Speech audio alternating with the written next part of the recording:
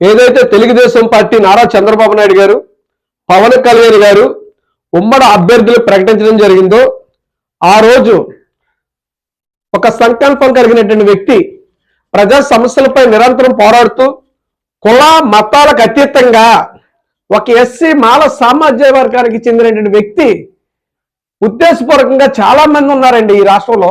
ఉమ్మడి రాష్ట్రంలో చాలా మంది ఉన్నారు. నేను అందాం అనుకున్నాను అంటాడు కానీ చెప్పలేడు. మాజీ మంత్రులు ఉన్నారు, మాజీ ఎమ్మెల్యేలు ఉన్నారు, మాజీ ఎంపీటీసీ జిల్లా పరిషత్ చైర్మన్ అనేక మంది ఉన్నారు. మీ భావాలను ఎందుకు ఎక్కిపరచలేదు? 27 ఎస్సీ సంక్షేమ ఫలాలు తీసేస్తే ఒక్కడు కూడా గుద్ద నోరు మూసుకుని ఇంట్లో పడుకున్నారు. ఫీజు రియంబర్స్మెంట్ ఇవ్వకపోతే గుద్ద నోరు మూసుకుని ఇంట్లో ఉన్నారు. పిల్లల ఎస్సీల ఆస్తులు ధ్వంసం చేస్తుంటే ఒక్కొక్కడు గుద్ద నోరు మూసుకుని ఉన్నారు. అతను మాట్లాడి స్పష్టంగా భయం లేకుండా పోతే నా ప్రాణం పోతే అంతకంటే నాకేం పోయింది అనేసే ఉద్దేశంతో ప్రభుత్వం మీద ఒంటి కాలుతో యుద్ధం చేసినటువంటి మహాసేన రాజేష్ చేస్తే ఈ రోజు ఏ కులం నుంచి అయితే అతను ఆ భావాలను పుట్టుకుని వచ్చాడో ప్రతిోడు స్టేజ్ ఎక్కేసి మీరు చదువుకున్న విజ్ఞానం అంతా ఎక్కడ ఇస్తారా బాబు?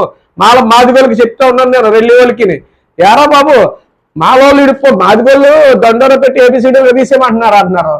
ఇవాళ మహాసేన రాజేష్ మీ గన్నవరానికి వస్తే తప్ప మరి గన్నవరం నియోజకవర్గంలో ఒక మాలోడు ఒక దట్టమైనోడు ఎందుకు పనిచేయలేదు? 2 సంవత్సరాలు ఒక ఎస్సీ రిజర్వేట్ సీట్ కదా, మీరు అక్కడ బలంగా పనిచేసి ఉంటే రాపోను కదా, మీకే ఇచ్చిన కదా, ఎందుకునే చేయలేకపోయారు మీరు? ఈవేళ అతను వస్తుంటే అన్ని కులాలలో కన్నా ఈ మాలోళ్ళు ఒంటుకాల మీద నిలిచిపోతున్నారు. ఎక్కడి నుంచో వచ్చి ఇక్కడ పోటీ చేసేస్తున్నాడట. మరి ఎక్కడి నుంచో ముమ్మడివారం రావాలంటే నుంచి వచ్చిన బాలయోగిని ఈ తూర్పుగోదావరి జిల్లాలో ఉన్నటువంటి మేము అందరం కలిపి లెక్కించలేదా? జిల్లా పరిషత్ చైర్మన్ చేయలేదా మేమందరం కలిపి? అక్కడ ఇక్కడ మెట్ట మీద కూడా మాలోళ్ళందరూ మీకు ఏబిసిడీలాగా మీకు ఎలాగ అంటున్నాం? మీకు మెట్ట మీద మాలోళ్ళందరూ 10 మంది సన్నాసులాగా అంటున్నా? మీ కోనసీమ వాళ్ళే ఎప్పుడు మంత్రులు, మీ కోనసీమ వాళ్ళే ఎప్పుడు ఎమ్మెల్యేలు, మీ కోనసీమ వాళ్ళు అన్నీ చేయాలా? మీరు జాతి వ్యతిరేకలా మీరు మాట్లాడింది. ఇగో గొప్ప గొప్ప గ్రంథాలు రాస్తున్నారు. ఎందుక ఇవన్నీ ఎందుకు రాస్తున్నారు చెప్పండి నోరు మూసుకుని. ఎందుకు ఎవరికి పనికొస్తాయి ఇవన్నీ? ఎవరికి పనికొస్తాయి ఇవన్నీ? ఎందుకు రాస్తున్నారు మీ అన్నీ? ఆర్సీలు చదివి ఏం చేయాలి? మొత్తం నోరు మూసుకుని ముడుచుకోవాలా? చదివేశారా లేదా అని మళ్ళా ఫోన్లు ఎందుకయ్యా ఇలాంటివి రాసి ఏం చేద్దామని? మీలో భావం లేదు, మీలో వ్యక్తిత్వం లేదు, మీలో ప్రశ్నించే శక్తి లేదు, మీకు దమ్ము లేదు, ధైర్యం లేదు.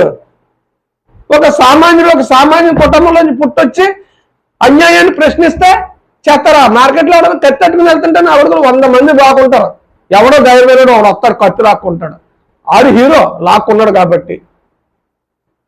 ఏదేమైనా సరే అతని ధైర్యం, అతని సంకల్పం, అతన్ని శ్రమించే గుణం అన్నీ కూడా ప్రతి మనిషి జీవిత ఆదర్శం కావాల్సిన మహోన్నతమైన ఆలోచనలు అతనికి ఉన్నాయి, ధైర్యం అతనికి ఉంది, దమ్ము అతనికి ఉంది.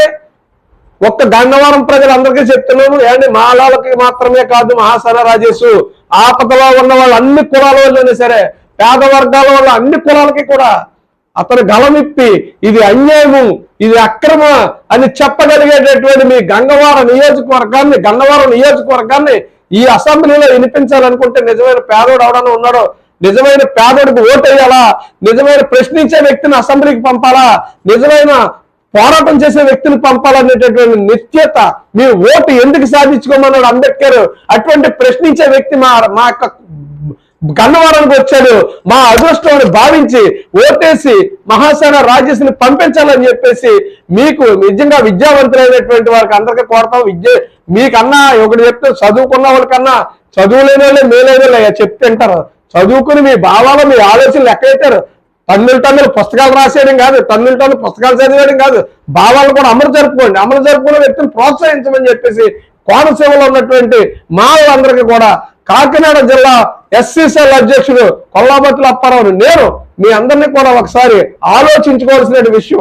మీలో ఉన్నటువంటి భావాలు లేవా?